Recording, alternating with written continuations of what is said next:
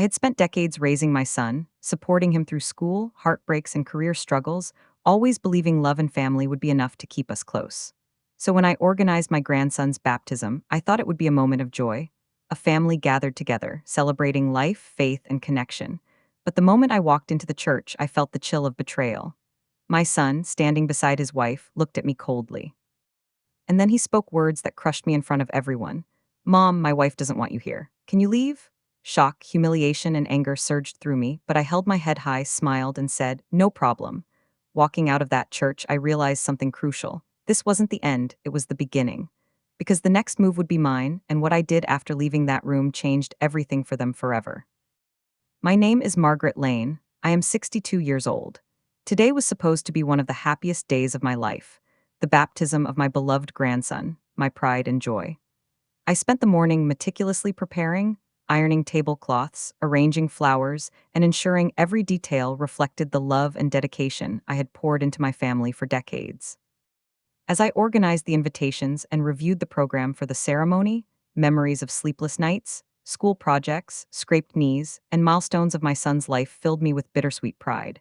I had devoted myself completely, believing my sacrifices would be honored. The thought that this day would be marred never crossed my mind. I envisioned family gathered around, laughter echoing, and the innocence of my grandson celebrated. Little did I know that the day I had dreamed of would become a stage for humiliation, betrayal, and a test of my patience.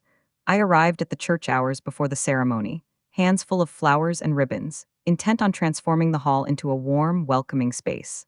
Every detail mattered to me: the gentle arrangement of white lilies, the careful placement of candles, and the soft music that would greet guests as they arrived.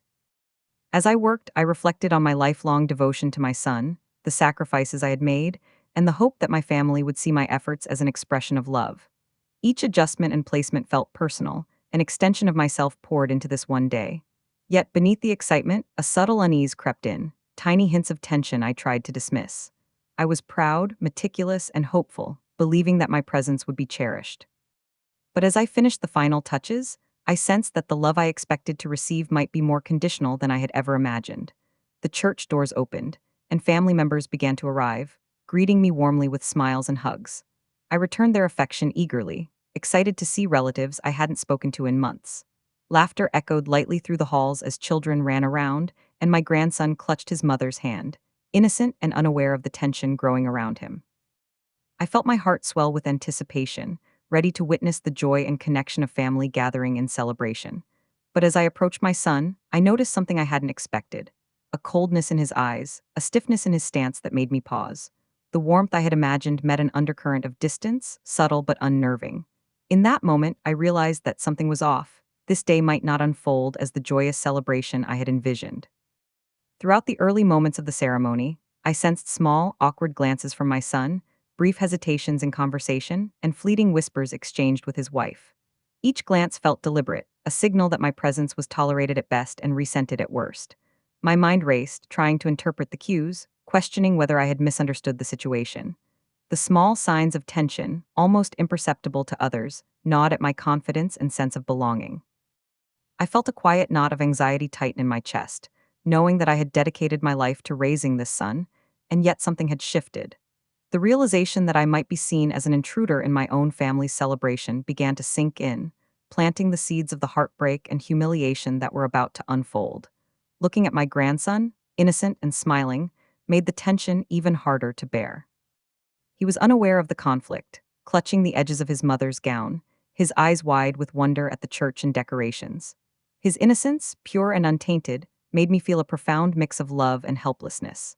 I wanted to shield him from the discomfort I sensed brewing, to keep him in the light of joy while shadows crept around him. The contrast between his oblivious happiness and the underlying tension magnified my own pain. I realized that the people I had trusted with my heart might not value me as I had valued them, and this realization settled heavy in my chest.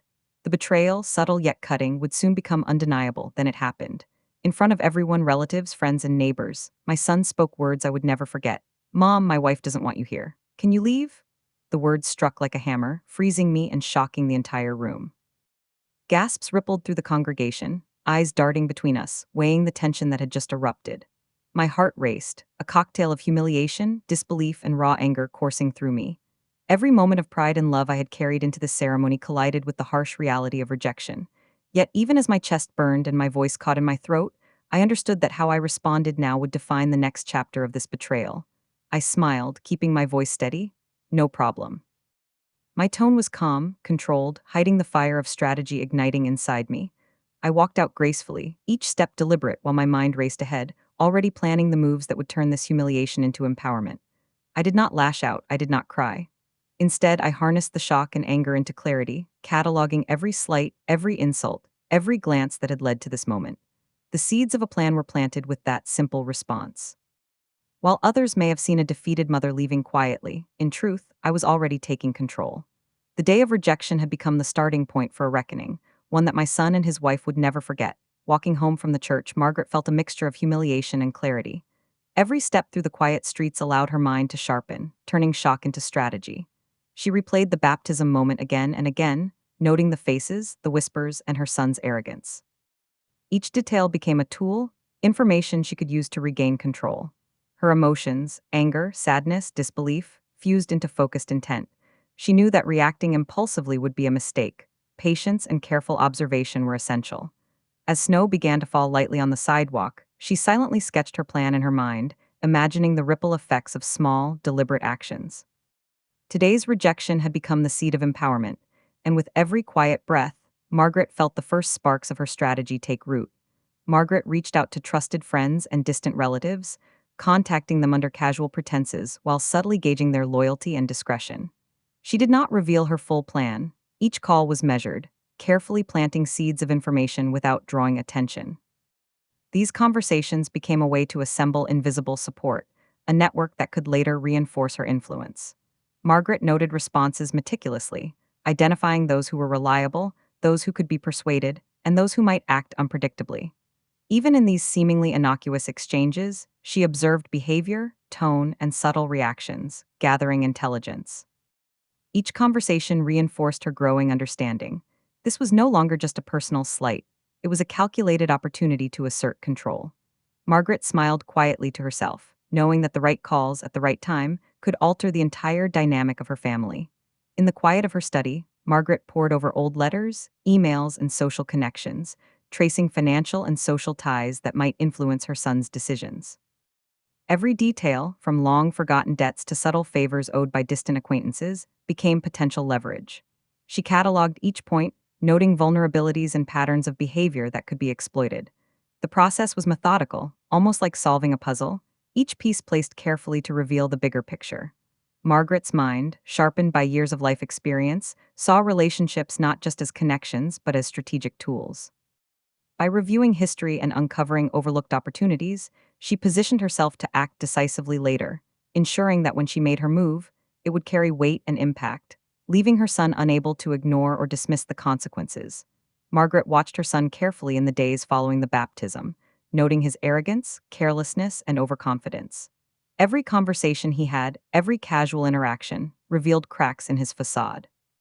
He laughed too loudly, boasted unnecessarily, and assumed that everyone, including her, was oblivious to his intentions. Margaret catalogued each slip silently, committing each gesture and word to memory.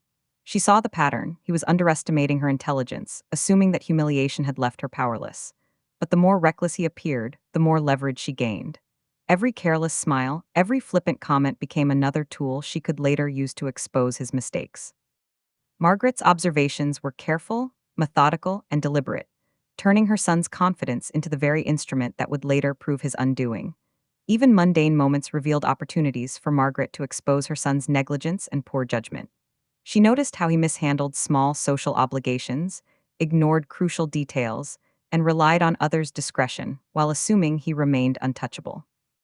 Margaret cataloged these observations, mentally building scenarios that could later amplify his failures in subtle but undeniable ways. Each minor mistake, which he dismissed as trivial, became a thread she could weave into her larger plan. The key was timing. Nothing forced, nothing overt, yet each error would contribute to the eventual impact. Margaret's strategic mind saw opportunities where others saw ordinary life, transforming every interaction into a calculated advantage, preparing for the moment when her measured actions would fully shift the power dynamic in her favor. Margaret crafted a phone call designed to subtly shift the balance of power, without triggering immediate confrontation. She chose her words carefully, imagining every possible response and planning contingencies. The call had to sound casual, almost benign, yet carry weight that could influence multiple parties at once.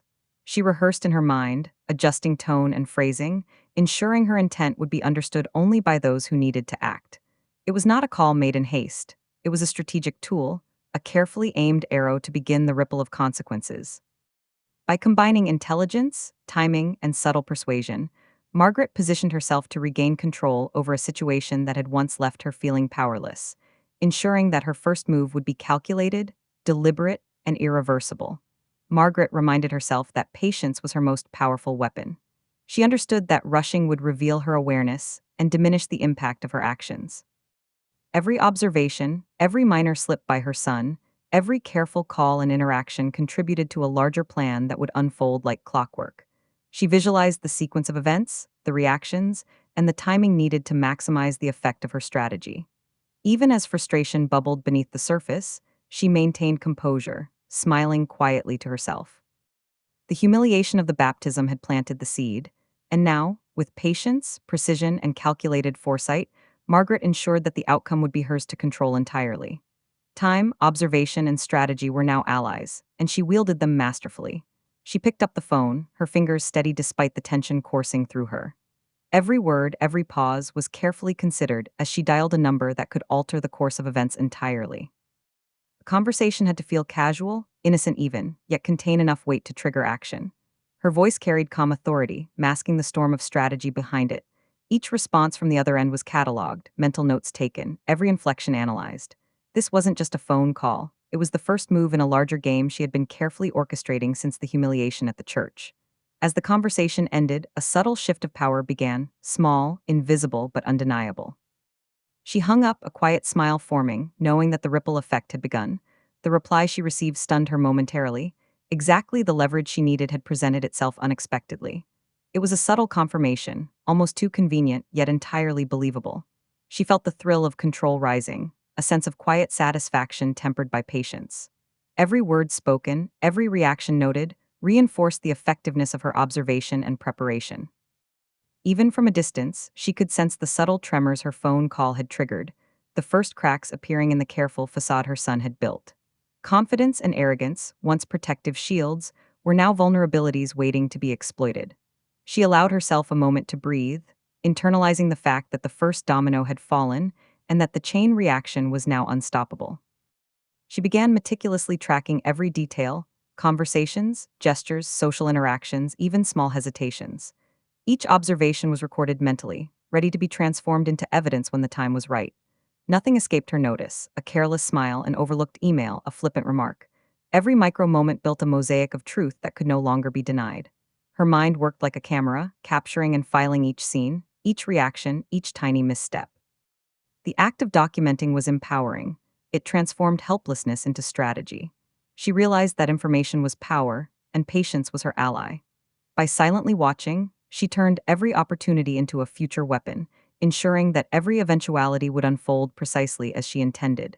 Sitting quietly, she observed from afar as her influence began to ripple subtly through their lives. No one knew she was watching, calculating, and plotting, but each action taken by her son and daughter-in-law now fell into patterns she had anticipated. The silence itself became a tool, a pressure that forced them to reveal weaknesses and make mistakes without realizing it. She remained composed, projecting nothing but calm, while the world around her unknowingly danced to the rhythm she set. This quiet dominance, invisible yet palpable, created an advantage far stronger than confrontation. Every blink, every slip, every pause became evidence of the cracks forming in their plans, all carefully gathered and held in reserve for the perfect moment. Small mistakes began to confirm the effectiveness of her plan. Emails sent hastily, offhand comments made carelessly, and mismanaged conversations revealed overconfidence and neglect. Each error validated her observations and strengthened her resolve. She allowed events to unfold naturally, resisting the urge to intervene too soon, knowing that patience amplified the impact. The awareness that her son's arrogance was now a tool, rather than a threat, filled her with quiet satisfaction. Every careless slip added another brick to the foundation of her strategy, and she felt the subtle thrill of watching control slowly shift. Each confirmation reinforced the inevitability of the outcome she had envisioned since walking out of the church. Using carefully chosen words and gentle nudges, she began amplifying consequences without revealing her involvement. Conversations were steered subtly, information released at just the right moments, creating tension and uncertainty. She did not act overtly, but her influence was evident in the growing hesitation and confusion she observed. Each action by her son and daughter-in-law now played into her hands, reinforcing patterns of behavior she had anticipated. Every calculated step deepened their entanglement, tightening the invisible web she had woven. Through subtlety and foresight, she controlled outcomes without drawing attention, ensuring that the final reveal would have maximum impact. Her patience and precision became the quiet engine driving the inevitable unraveling. The first hints of panic appeared like flickers in a distant storm. Hesitation in speech, rushed movements, subtle errors that would normally have gone unnoticed, they all signaled the shifting balance of power. She observed calmly, noting how fear began to override arrogance. Every micro-reaction, every faltering gesture, became evidence that the tables were turning. The tension was tangible, invisible yet suffocating, and she felt a quiet surge of satisfaction knowing that control had firmly passed into her hands. The strategy was unfolding exactly as she had anticipated. The first tremors of panic were proof that her careful patience, observation, and subtle manipulation were bringing the situation to the point of irreversible change. Her phone call set off an unexpected ripple effect. By morning, the missed calls had begun, dozens of them, flashing relentlessly across her son's phone.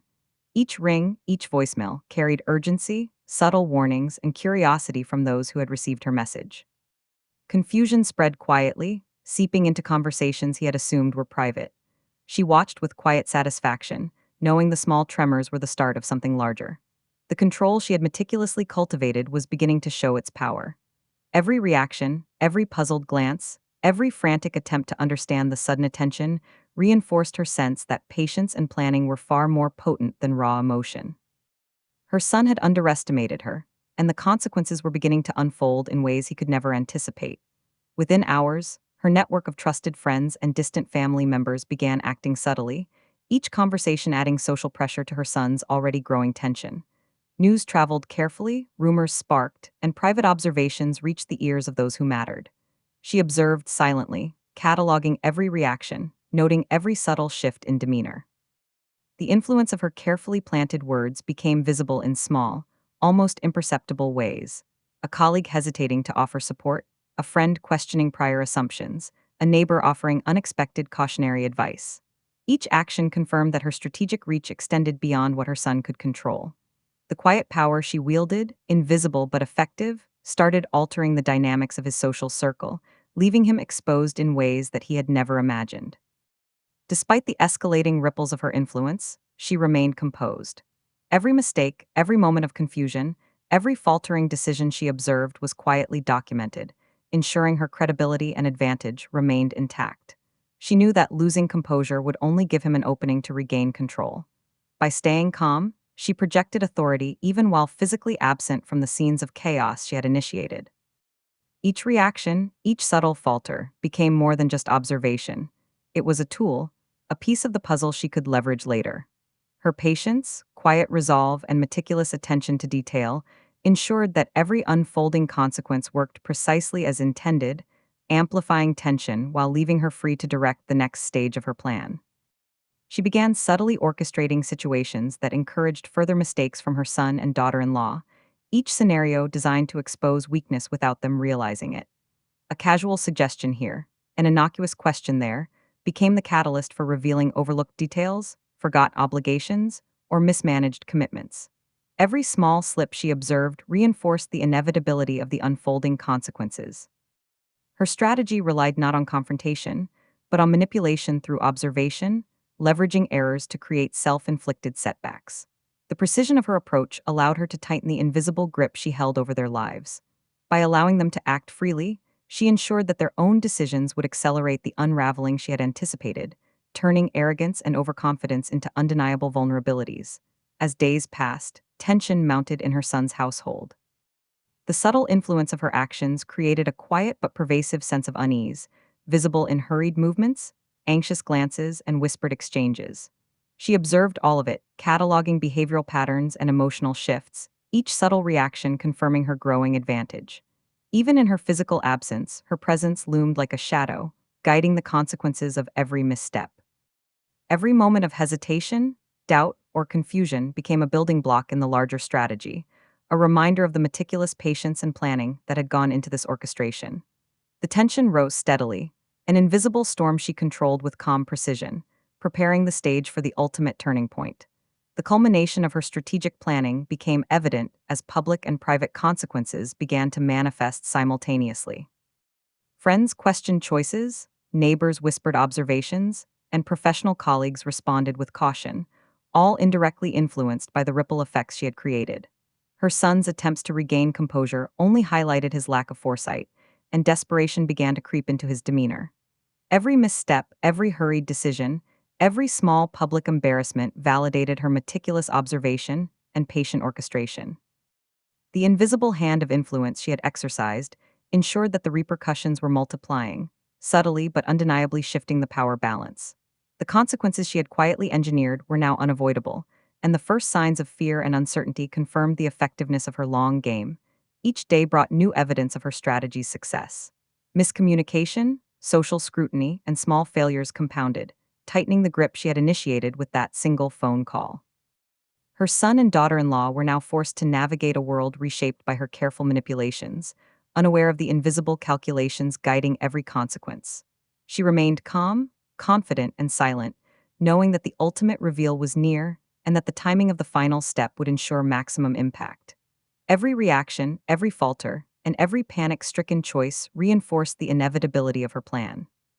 What had begun as a quiet, calculated observation was now a full-blown orchestration of consequences, setting the stage for a turning point that would leave no doubt about who truly held control. If you're as shocked as I am, make sure to hit the like button and subscribe right now. Trust me, you don't want to miss how everything unfolds next. The moment arrived when she confronted her son with quiet precision, every word measured, every gesture deliberate. There were no tears, no dramatic outbursts, only calm authority that made him falter.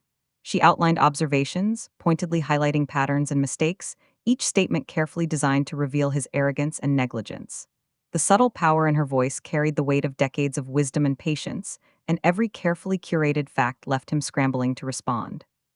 She did not need to shout or argue. Her composed demeanor and carefully prepared evidence spoke louder than words.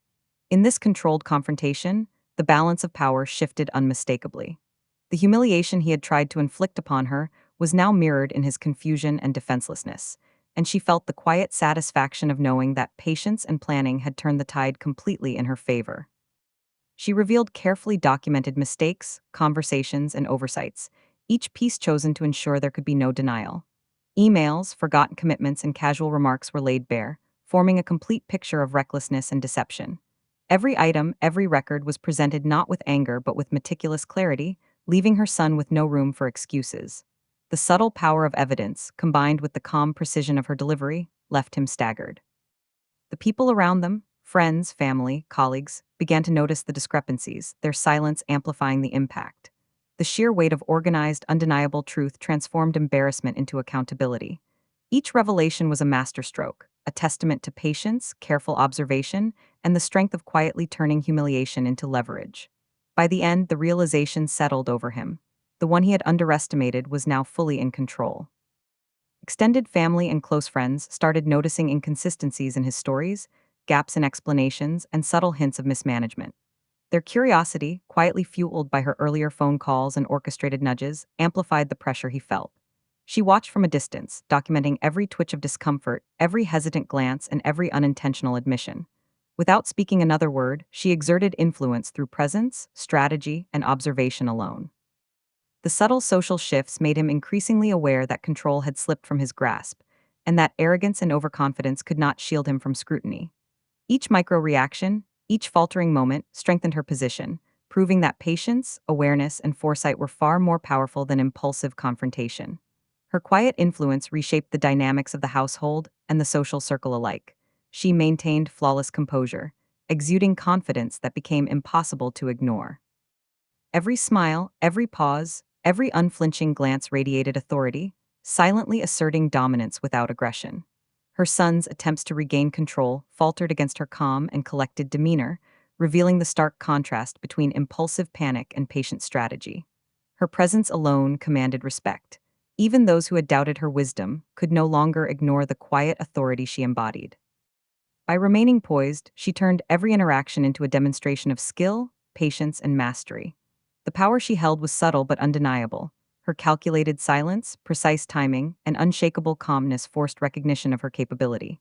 In that space, the balance of control had fully shifted, and the consequences of her careful orchestration were clear for all to see. Her son could no longer hide behind arrogance or past assumptions. Every faltering statement, every hesitation, and every glance betrayed growing discomfort and dawning realization. He understood, perhaps for the first time, that he had misjudged her intelligence, patience, and ability to act decisively. The confrontation and evidence were a mirror, reflecting not only his mistakes but the depth of her foresight. His attempts at explanations stumbled over her calm, precise interjections, leaving him exposed.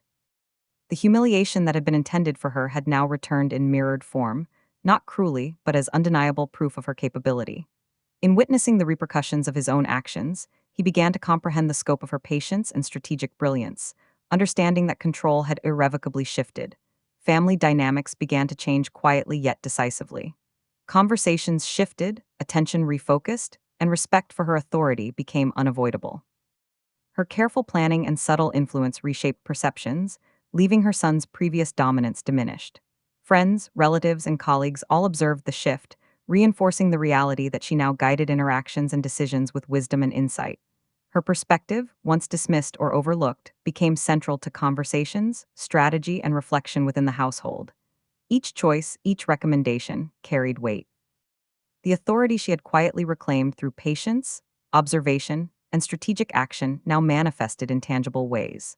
Even those who had resisted acknowledgement had no choice but to recognize her as the force driving change, redefining the balance within her family and beyond.